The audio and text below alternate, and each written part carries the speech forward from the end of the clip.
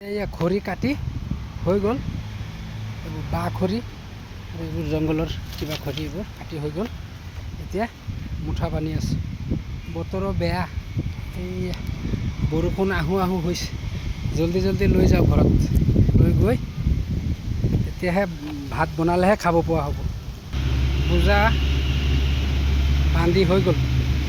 এতিয়া মানে এইটো চাইকেলত বান্ধিম, এইটো চাইকেলত বান্ধিম। এতিয়া চাইকেলতে বান্ধি যামগৈ। বহুত ভোক লাগিছে অ'।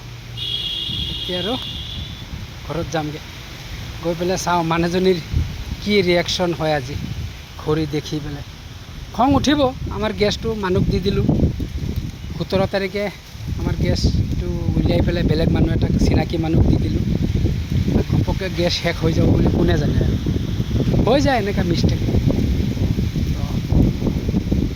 আকৌ গেছ পাওঁতে 12-13 তাৰিখ এইটো 14-15 দিন দেখোন বনাই খৰিতে খাব লাগিব। উপায় নাই, কি কৰিম।